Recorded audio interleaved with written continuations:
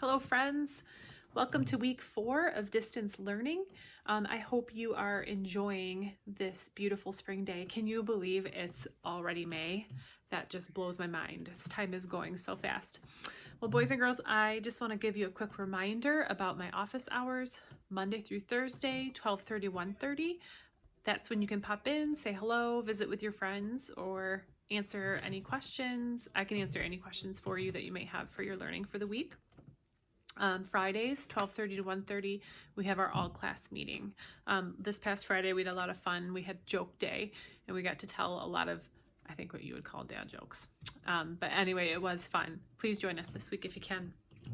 Today, I want to teach you that readers make connections to self and to other texts to understand the character or the characters more deeply. If you look at my little sketch here, I have a reader, and they're comprehending and thinking about the connections that he's making while he's reading. I had a lot of work with this last week with the 2 texts that I read for Class Dojo. The first one I read, called Thunder Cake, was posted on the school story. And as I read this story to post, it actually was automatically making a connection to another story for me called Sydney Won't Swim. And this was actually the read aloud that I posted on our class story in Class Dojo last week. So after listening to these 2, I'm kind of curious as to what connections you may have made, but I want to show you how I made some connections as well. So just like we talked about last week, as I was reading these 2 books, I was already doing the thinking work of determining what was important with major events, important facts, the character changes, and then thinking of the problem and the solution. As I thought about the problem and solution for both of these stories, I made a ton of connections between the 2 texts, and we'll go through that. Like we talked about last week too, I was recording my thinking on these Stop and Jots, these note cards or post-it notes here. And so the first thing I did as I was reading Thunder Cake is I was thinking about the problem in the forefront of my mind. And right away in the first couple pages, we meet Trisha. And now in the text, it never calls her by that name. Babushka doesn't call her by that name. But if you remember from the other Patricia Polacco books that we've read through 2nd grade, I knew that Patricia Polacco wrote a lot of stories from her childhood and wrote a lot about her babushka. So after I thought about my redheaded older brother, if you remember that book that we read, I inferred that this was the same character. This was Patricia as a young girl, and Grandma called her Trisha.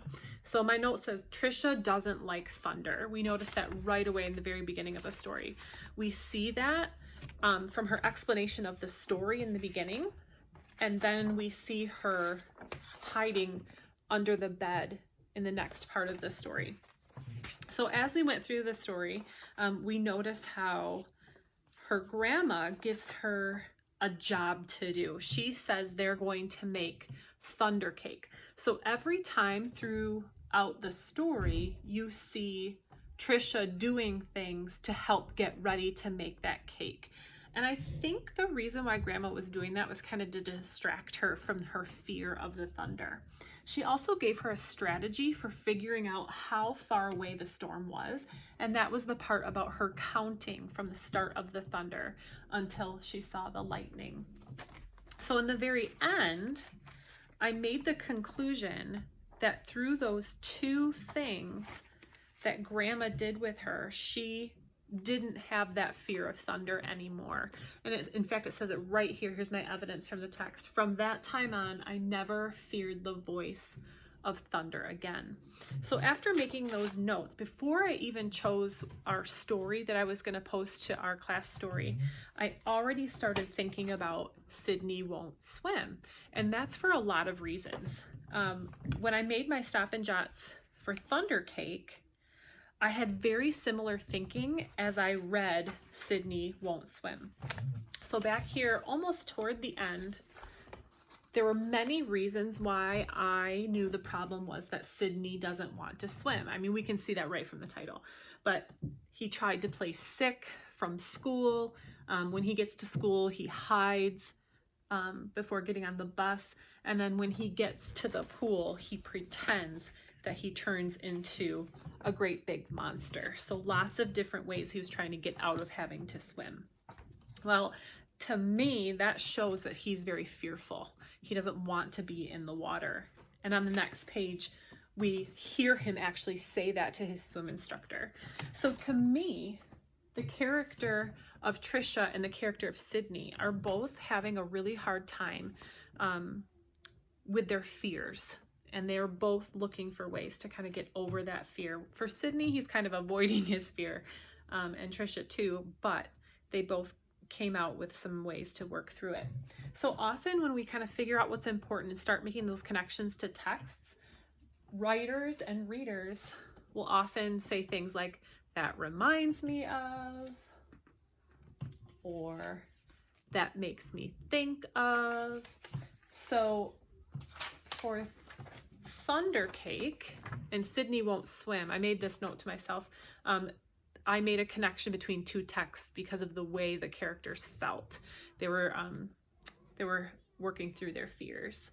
And then for me, I also made some text to self connections. I said things like, that makes me think of, that reminds me of, to a couple of different things in my own life. After I read Thunder Cake, it didn't remind me about thunderstorms. I wasn't ever really afraid of thunderstorms, but it did remind me of feeling fear.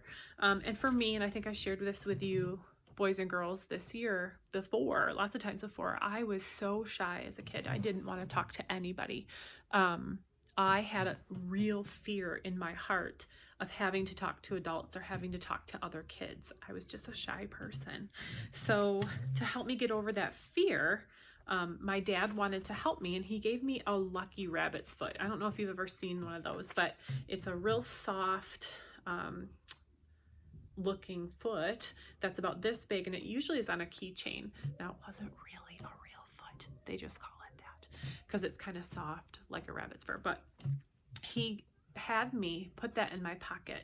So every time if I needed to talk to somebody new or was meeting someone new, I always had something in my pocket to talk about with that person.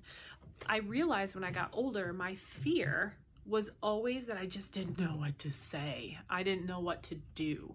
So to have that rabbit's foot in my pocket, I knew if I met someone and was feeling nervous, I could pull it out and say, hey, you want to see my lucky rabbit's foot? And then I would tell them about it.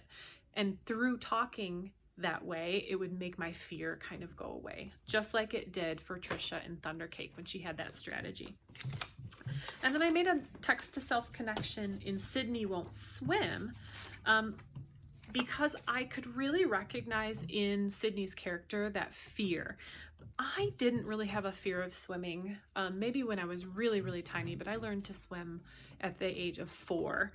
So I don't really remember having that feeling, but what I do remember is my best friend growing up having a real big fear of roller coasters. Now, I loved roller coasters. I was always wanting to go on them to have that thrill. So when we were old enough, we loved to go downtown together to Coast Guard Festival on the carnival rides. But it was always hard for her because she was so afraid of going on the roller coasters. So I helped my best friend by offering to hold her hand on her first roller coaster ride. We started small and we went on the kids one, even though we were like 13 or 14. And I held her hand, and through that, she let go of some of her fear. Just like in Sydney Won't Swim, after his friends teased him a little bit, I think they felt kind of bad and they decided to help him. Instead, they gave him some tools in the water to help him feel safe and urged him to give it a try. And after doing that, he didn't have a fear of that water anymore. And same thing with my best friend. She held my hand and realized, hey, it wasn't so bad. Roller coasters are pretty fun. So boys and girls, today and every day in your reading life, make sure you are aware of your brain's connections to other books or to things that happen in your life. And it's so cool. Our brains are already wired and ready to do that. You just need to be thinking about that and being aware. Our quote for this week is, with a new day comes new strengths and new thoughts. Aren't we lucky that we kind of get to start over every day when the sun comes up? Here in our pandemic time, I feel so many different feelings, don't you? Some days I feel sad, some days I feel irritated, some days I feel happy for so many different reasons. And some days I feel all those things all at once. But one thing that I've learned over the last couple of months is that, oh gosh, tomorrow's a new day. I get to start with a new attitude and I get to try again. So boys and girls, I want to challenge you to try again if you're not feeling so great, and just keep working your hardest. And I will talk to you soon.